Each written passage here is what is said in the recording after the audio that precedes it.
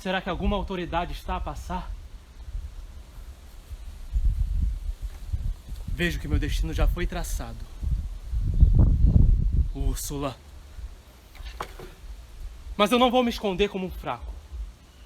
Os culpados, sim, é que devem ficar preocupados com suas atitudes. Eu sei quem eu sou.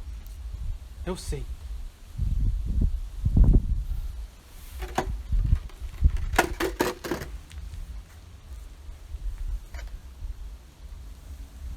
Eu só não sei se eu sou autor ou vítima das minhas histórias românticas.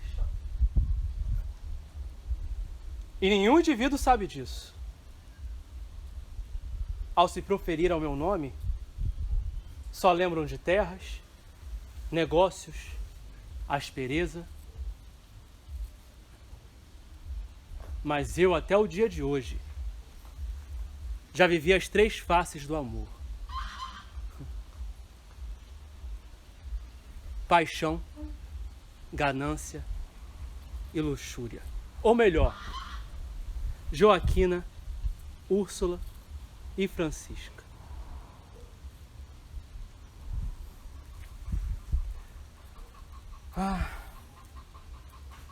O verdadeiro amor, a quem eu daria tudo, todas as minhas terras, faleceu antes de multiplicar a minha geração. Eu posso ver o olhar dela para mim nesse momento.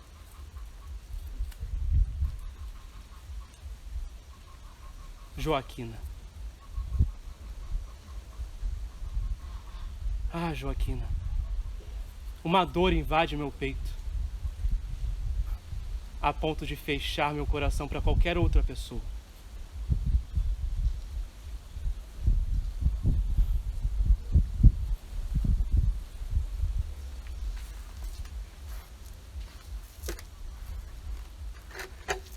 Eu deixo o mundo feliz,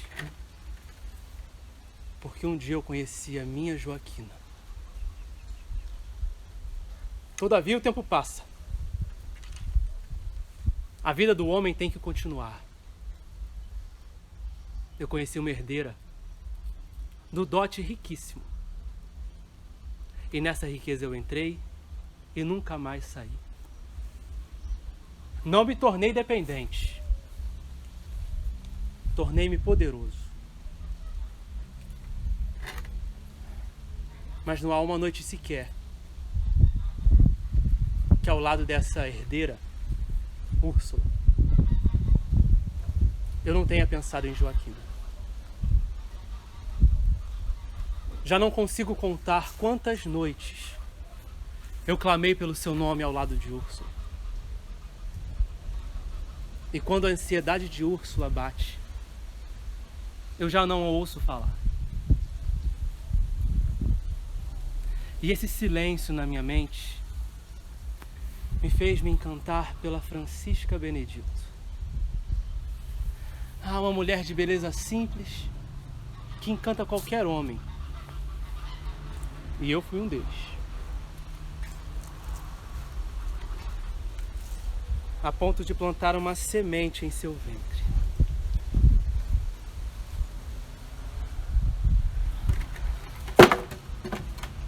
Eu não sei se eu verei meu filho. A morte de quase toda a família de Benedito está vindo contra mim. As pessoas falam mal de mim. Falam coisas que não dizem ao meu respeito. As autoridades estão me caçando. Mas eu seguirei. Eu seguirei de casa em casa até chegar ao Espírito Santo. E se me encontrarem e continuarem com essa injustiça contra mim, essa ignorância, eu lançarei uma maldição sobre essa cidade. Hão de pagar pelo que me acusam.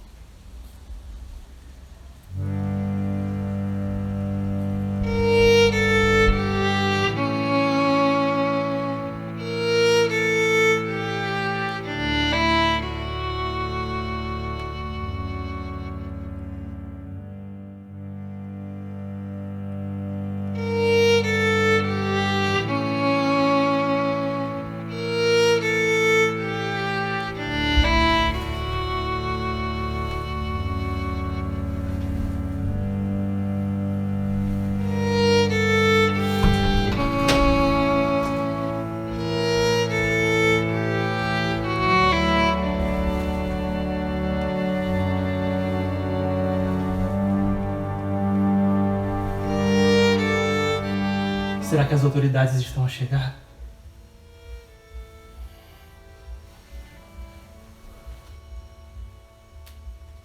Vejo que meu destino já está traçado. Úrsula. Mas eu não vou me esconder como os fracos. Quem causou isso é que deve ficar com medo das suas próprias atitudes. Eu sei quem eu sou. Eu sei quem eu sou. Só não sei se eu sou o autor ou a vítima das minhas histórias amorosas. E ninguém sabe disso.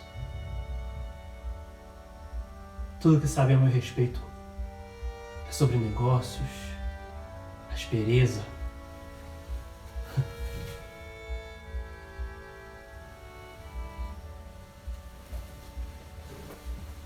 Mas até o dia de hoje, eu já vi as 3 faces do amor. Paixão, ganância e luxúria. Ou melhor, Joaquina, Úrsula e Francisca.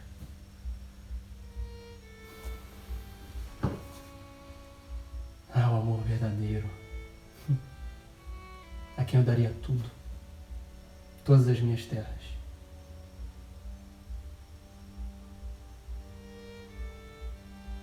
Faleceu. Faleceu antes de multiplicar a minha geração. Ah, Úrsula. Uma dor no peito. Uma dor no peito toma conta a ponto de eu não poder entregar meu sentimento a mais ninguém.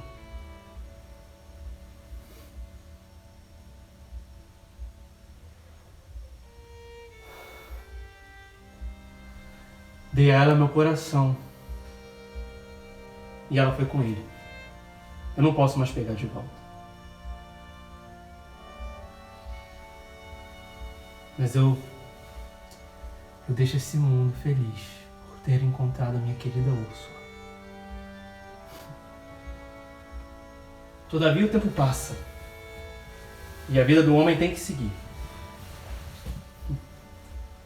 Foi aí que eu encontrei uma herdeira, dona de um dote riquíssimo. E nessa riqueza eu entrei e nunca mais saí.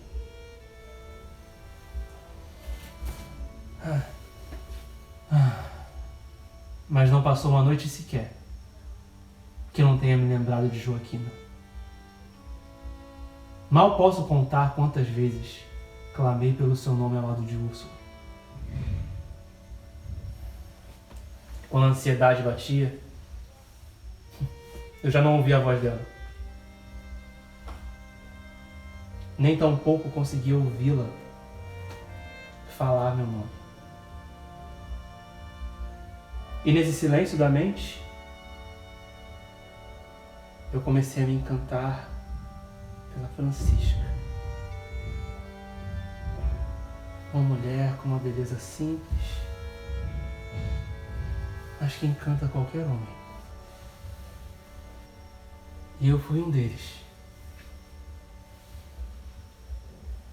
Até semear em seu ventre uma semente minha.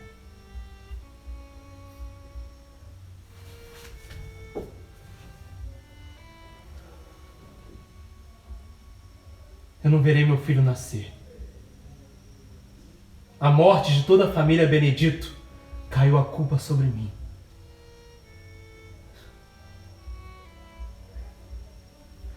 Falam mal de mim. Falam coisas que não dizem ao meu respeito. As autoridades estão a me cercar. Mas eu vou seguir. Eu vou seguir de casa em casa até chegar ao Espírito Santo. E se me encontrarem e continuarem com essa ignorância ao meu respeito, eu vou amaldiçoar essa cidade. E eles vão pagar pelo que me condenam.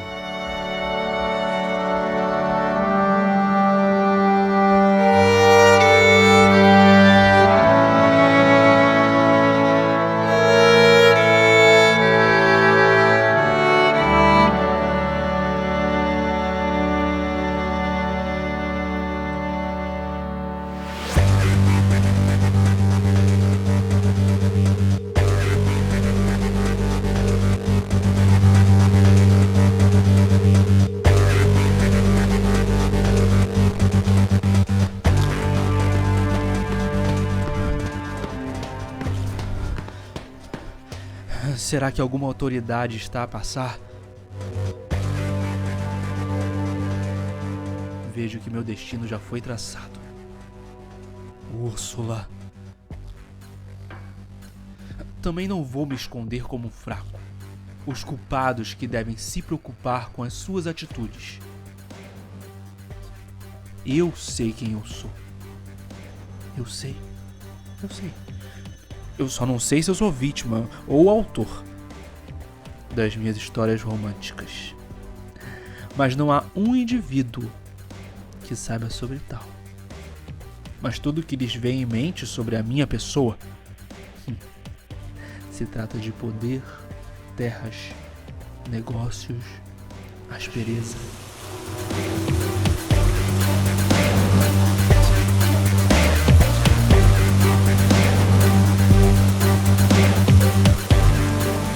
Eu fui capaz de viver até o dia de hoje as 3 faces do amor: a paixão, ganância, luxúria, ou melhor, Joaquina, Úrsula e Francisca Benedito. Minha paixão verdadeira,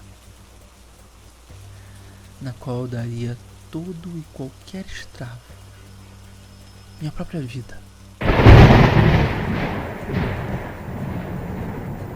Morreu antes de multiplicar a minha geração.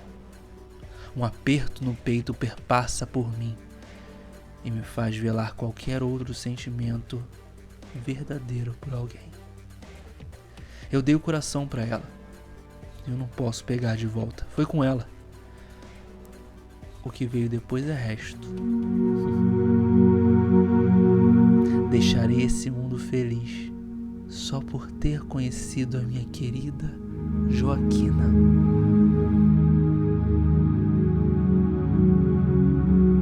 Mas o tempo passa e eu preciso me manter. Conheci uma herdeira com um dote milionário. Ali eu fiquei e não saí mais. Não me tornei dependente. Muito pelo contrário. Me tornei poderoso. E ainda ganhei a Úrsula de brinde. Joaquina. Não havia uma noite em que eu não lembrava de Joaquina. E de como seríamos felizes se ela ainda estivesse aqui. Já não há como fazer contas de quantas vezes eu chamei seu nome nas noites duras de sono ao lado de Úrsula. O ciúme de Úrsula já começava a se mostrar. Eu não tiro a razão dela. Conheci Francisca Benedito com uma beleza capaz de fazer com que nenhum homem resista. E eu fui um deles. Úrsula.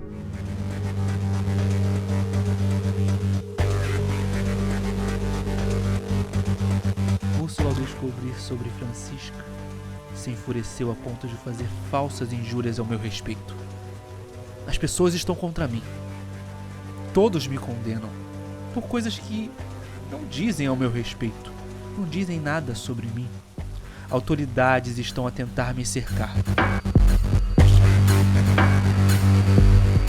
Se porventura eu for pego, eu irei amaldiçoar toda essa cidade antes da minha injusta condenação.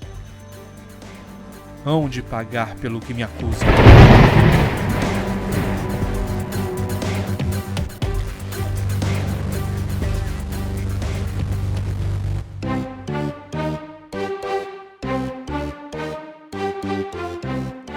Olá, eu sou o Flávio Xavier, eu sou aqui da cidade de Macaé, Rio de Janeiro, e eu sou o proponente desse projeto, Workshop 3 em 1.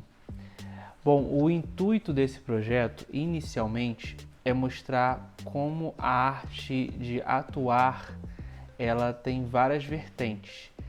E nesse projeto eu estou mostrando 3 delas, né, que na verdade são 3 mecanismos de atuação. Um é o teatro em si, né? O teatro no palco. Nesse caso, eu utilizei de um cenário um pouco improvisado, porque o intuito desse projeto também é trazer essa improvisação, trazer essa coisa de você fazer a arte com o que você tem. Então, o primeiro é o vídeo do teatro. Eu gravei, na verdade, no quintal de uma casa que eu acabei improvisando como um palco. E a gente estava à luz do dia, era uma tarde. Como ia ser uma cena direta, eu não me preocupei com a luz natural, porque se fosse uma cena de audiovisual, por exemplo, eu já me preocuparia, porque às vezes eu teria algum corte ali onde a luz estaria totalmente diferente, porque a nuvem pode passar, tampar o sol, e aí com isso no corte não vai trazer uma realidade, né, uma veracidade. Nessa primeira parte, onde a gente fez uma cena como se fosse um teatro, ou seja, ela direta, sem cortes, o foco acaba sendo tudo que está ao redor. No teatro, a gente costuma dizer que tudo que está em cena é informação. Então, se eu tenho uma cadeira em cena, é uma informação. Se eu tenho uma planta, é outra informação. Então, a gente tem que tomar muito cuidado com o que a gente coloca no palco. Já ali, como era um ambiente caseiro, eu estava envolto ali de um monte de objetos, né, de plantas, e ali era um desafio muito maior, porque eu tinha que trazer a atenção para mim. Então, é desafiador. E além disso, eu estava com um figurino que ele não foi confeccionado para aquela cena, ele não foi executado somente para aquilo, pensado, né, somente para aquilo, muito pelo contrário. Como objetivo aqui, nesse workshop, é tentar trazer do nosso próprio guarda-roupa, às vezes do nosso pai, da irmã, enfim, tentar trazer com o que a gente tem para a cena, que funcione, de certo modo. A história escolhida foi a história de Mota Coqueiro, que foi um personagem real aqui da cidade de Macaé, porém até hoje não se sabe se ele foi ou não culpado. Quem não conhece, eu sugiro que procure sobre a vida de Mota Coqueiro. No final, todos já sabem, né? Ele acaba sendo morto, porém não se sabe se ele era inocente ou não. Então é daquelas histórias que cada um pensa de um modo, tem uma teoria, enfim. E aí nessa primeira cena eu me preocupei com o som, né, vento, a gente estava ali à mercê também de cachorros, enfim, era uma zona um pouco mais rural, então eu não tinha problema com barulhos de trânsito, eu tinha problema com barulhos rurais e também a questão do vento. Então a gente colocou um microfone, né, na verdade foi um celular que serviu como microfone mais próximo de onde eu estava para captar o áudio, e depois na edição eu fui lá e juntei o áudio com o vídeo. Aqui eu estou usando um lapela, por exemplo, aqui está mais direcional na minha voz. Tá chovendo, então ele pode pegar um pouco do barulho de chuva, mas nem tanto. E eu estou aqui com o celular sendo utilizado como um gravador. Bom, então na primeira cena eu utilizei da luz natural, eu não quis utilizar de outro recurso porque estava muito bom o tempo, estava nublado, então não estava aquele sol de estourar, e eu acabei fazendo a cena direto, né? Eu fiz o texto com base na história de Mota Coqueiro e a Isa Cantarino estava ali filmando para mim. Bom, já na segunda atmosfera, é uma atmosfera que é do audiovisual. Essa atmosfera, eu digo para você, espectador, o que eu quero que você preste atenção. Então vamos dizer, se na cena existe, lá no caso era uma casa de uma amiga da Marta Medeiros, e ele tinha alguns elementos antigos, de época, então as cores também. Então eu gostei muito daquele cenário. E ali eu queria mostrar para vocês, às vezes, né, vocês podem ver que tem uma pegada de mão, sabe? A mão tendo um foco em segurar o casaco. Isso pode transmitir várias emoções. E ao mesmo tempo na cena o personagem está em pé tá falando, tá tendo uma expressão, um sentimento. Mas se eu quero que o foco seja na mão, eu vou colocar uma câmera, eu vou colocar de algum modo que pegue a minha mão. Então, nesse tipo de vertente do audiovisual, você demonstra o que você quer mostrar. Então, vamos dizer que um filme de suspense, que você tem que descobrir o final, aquele final surpreendente, eles não vão mostrar de cara e nem dar tantas dicas assim do que de quem matou fulano, do final daquilo. Ele quer que você acompanhe. Então, o objetivo é que seja uma coisa gradativa, uns easter eggs, né? Umas dicas assim bem soltas. Nesse caso, não é uma história de mistério, enfim. Ali eu estou fazendo como se fosse um drama, mas eu queria que vocês percebessem isso. Como eu falei, foi uma coisa caseira. Eu tenho um vídeo que eu vou colocar aqui no dia, mostrando as luzes que eu tinha. Eu já tenho aquelas luzes porque eu já trabalho com isso. Porém, são luzes simples, não tão caras também. Você pode utilizar às vezes 2 luzes, cada um segura de um lado uma luz. Enfim, então assim, foi um cenário simples, foi uma filmagem simples, com apenas 2 câmeras, uma se movimentando e uma estática, para mostrar que é possível. Claro, seria maravilhoso se eu tivesse mais câmeras, um jogo de câmeras de cada ângulo. Ali o espaço era minúsculo, então eu tive desafios como, por exemplo, eu queria pegar uma cena de zoom, mas logo depois eu queria pegar uma cena mais ampla. Eu não podia, porque o espaço era muito pequeno, então a pessoa que estava filmando uma cena de close, né, uma coisa mais perto do ator, ela aparecia na câmera que estava filmando um amplo. Porque as câmeras que nós temos são celulares, enfim, tem até uma câmera fotográfica que estamos utilizando para filmar e elas não têm a gente não tem um zoom muito grande, então a gente tem que realmente chegar perto, enfim, então a gente tem que utilizar os artifícios que temos. E claro, filmando ao mesmo tempo seria maravilhoso, porque depois eu coloco um embaixo do outro e boto, aqui eu quero mais close, aqui eu quero mais amplo e vou fazendo. Agora, nessa cena, e dá pra ver, e propositalmente dá pra ver, que existem os cortes, às vezes tem os erros. Então, existe uma coisa no audiovisual que é chamado de continuidade. Existe um profissional que ele faz esse tipo de observação, vamos dizer assim, né? E vários filmes, desde criança, né? O que eu gosto de ver são os erros. Então, eu vejo o filme, eu vejo, opa, do nada mudou a câmera e aquilo não estava ali em cima do móvel. Do nada mudou a câmera, o óculos estava caindo aqui, tá aqui em cima. Então, essas sacações, pelo menos no cinema profissional, elas são mais difíceis de ver. Porém, quando é visto, você sente, sou o CSI, né? Agora, com audiovisual mais precário, tá? É muito comum de ver. Porque tem que ser, como eu falei, existe um profissional que fica só com essa parte. E a gente que é ator, né, independente, a gente vira tudo. O roteirista, o diretor, o ator, até mesmo o videomaker do negócio. Então, é muito mais suscetível ao erro. E foi uma cena muito legal de fazer, porque eu já tinha feito alguns espetáculos referente a motocoqueiro, e ali foi um texto que eu fiz e eu quis levar mais para esse lado de as pessoas tentarem entender outro formato de quem foi ele, né? E também é um desafio a gente tentar trazer um mesmo texto, uma mesma atmosfera, mas vistos de formas diferentes.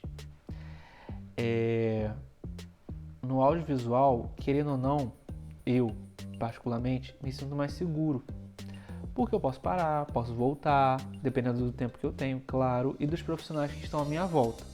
No âmbito profissional, de um estúdio de cinema, claro que isso não é tão fácil. Agora, no âmbito de amigos, estão ali para te ajudar, enfim, trabalhando com você, é uma coisa mais maleável. Então eu me sinto mais seguro para filmar, por exemplo, a cena direta. Se eu errasse uma coisinha, eu tinha que parar e voltar tudo, né? E no audiovisual não. No audiovisual eu errava, voltava. Bom, gente, aqui a gente está preparando as luzes. Eu tenho duas softboxes aqui, elas são de estúdio, para a gente fazer a parte do audiovisual do projeto do workshop. Por quê? A gente está aqui num ambiente propício para a cena, né? Um ambiente aí de 1800 e bolinha, que a gente tentou fazer, né? A gente tem alguns instrumentos aqui e alguns detalhes que remetem um pouco a essa época. Então, para juntar, mesclar isso tudo, a gente resolveu colocar duas softbox, porque essas luzes aqui do próprio ambiente não são suficientes para clarear a cena e o ator em questão, né? Que vai ser eu ali no caso. E então essas duas softbox, elas resolveriam o nosso problema, né? Fazendo com que o que a gente quiser dar destaque, seja dado o devido destaque. Lá fora já está escurecendo, então mais um motivo para a gente fazer isso. E vamos ver qual vai ser o resultado, mas qualquer luz alternativa seria interessante, uma luz que pegue pelo menos de frente ou duas laterais para não gerar sombra, né? Elas duas vão, então a gente vai tentar fazer com que não gere tanta sombra na parede e que clareie por completo o principal elemento ali, que é o ator. A gente vai ligar as luzes aqui, vamos posicionar elas mais ou menos para vocês verem a diferença que é com ou sem luz. Vou pedir para o meu amiguinho me ajudar aqui, por favor. Deixa eu direcionar mais ou menos. Aqui. Aí, ligar aqui, tá? Olha assim, agora eu estou com a luz do ambiente, né? Vamos dizer assim, o ambiente já com a luz de teto. E agora a gente vai ligar as duas luzes. Pode ligar, por favor. Agora liga a segunda. Aí.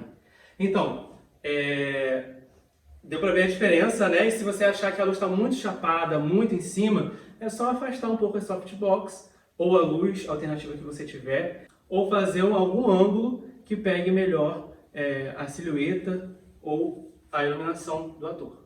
Eu já fiz alguns áudios dramas e eu já edito, né, também, então para mim não foi difícil, mas pode-se perceber que existem alguns barulhos que não existiam no audiovisual, nem no teatro, que podem ter também, só que às vezes, vou dar um exemplo, raio. Do nada no audiovisual vai ter um raio e fica meio falso, né? Se você parar pra pensar ali, vai ter um raio, meio novela mexicana, modo de dizer, tá?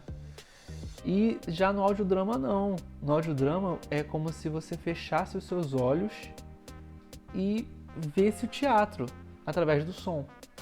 Então é muita responsabilidade. E também qualquer sonzinho pode sair ali do negócio. E para quem edita, para quem faz audiodrama, eu tenho amigos, Léo Mendes, Carol Souza,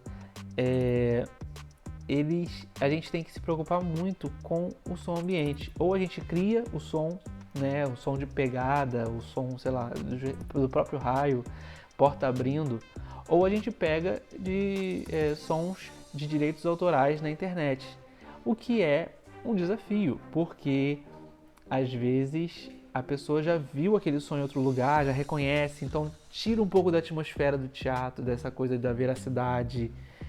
Então tem que tomar muito cuidado com isso. Também tomar cuidado com os tons de voz. Qualquer coisinha saindo do lugar pode dar a entender outra coisa. Então,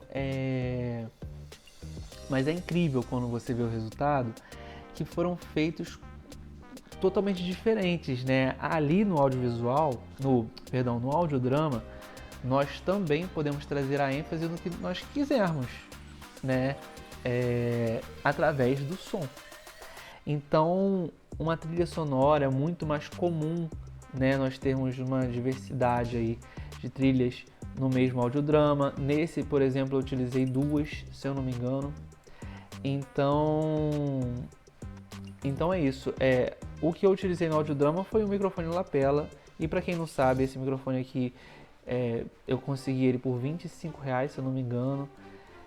É acessível, não é difícil. Você pode pegar um celular, como eu mostrei aqui, de outra pessoa, botar próximo e gravar. Audiodrama também, ele não exige uma aparelhagem Claro que no estúdio o áudio fica excelente, né? Um microfone ali profissional, mas com o que você tem você consegue, porque ele não é filmado, então você vai estar aqui com ele falando. Então todos esses trabalhos, os três, né, 3 em 1 nesse workshop, todos esses 3 vertentes de mostrar a parte de atuação, elas foram feitas com recursos próprios, recursos que podem ser conseguidos ou feitos ou adaptados. E a gente sempre tem que se preocupar com a questão de ângulo, né, com a questão de som e com a questão de luz. São as 3 principais coisas que nós precisamos nos preocupar, né? Aqui, por exemplo, esse vídeo eu estou gravando totalmente aqui na minha casa, é muito difícil, tem um cenário, um lugar legal, tem um tripézinho. E eu vi na minha sala, eu vi que aqui atrás estava umas coisas estranhas, botei uma flor, uma planta aqui, estou fazendo meio que um desfoque. E é isso, é você tentar identificar o melhor local. Aqui eu estou fazendo uma coisa mais informal, mas às vezes eu quero ser uma coisa mais formal, vou usar uma parede branca, uma parede lisa. Sempre estar atento às cores, o que está contrapondo com o que. Tudo isso é informação, entendeu? Então assim, desde o figurino até o texto, né? Até tudo. Então é isso, eu espero que vocês tenham gostado. Qualquer dúvida pode entrar em contato também, a gente está aqui. Eu tenho trabalhado muito com essa questão audiovisual, principalmente em patrimônios materiais e imateriais. E eu tenho aprendido muito fazendo, porque cada vez que você vai fazendo, você vai aprimorando. Então essa é a minha dica, você não parar. Eu já sei que... Cara, sempre tem alguma coisa para aprender, eu tenho vários programas que eu quero começar a aprender a mexer, programas de vinhetas, vinhetas mesmo de audiovisual e várias outras coisas. Então a gente está aí para sempre aprender. Às vezes você vai aprendendo tanto que você vai vendo os trabalhos antigos e você fala, meu Deus, o que eu fiz aqui? E é isso, obrigado Sesec por esse edital, que venham mais editais aí para artistas. E esse vídeo também é para você, né, que agora depois da pandemia, então, ficou muito mais comum o audiovisual no meio dos artistas que só estavam acostumados com o palco. Então é para você que quer aprender a lidar um pouco melhor, a entender essas vertentes. Nesse vídeo eu trago 3 propostas, né? Se tiver Cultura Presente nas Redes 3 aí, poxa, você pode fazer um projeto sobre audiovisual ou um projeto voltado ao teatro em si, caseiro, vamos dizer assim, ou audiodrama. Então, são ideias. E nesse vídeo, por exemplo, eu juntei as 3, mas você pode intercalar, sabe? É isso, é fomentar a arte e não deixar a informação só com você, passar, né? É o que eu sempre procuro fazer. Mas é isso, tô falando muito. Obrigado, Sesec, obrigado a todos e vamos que vamos.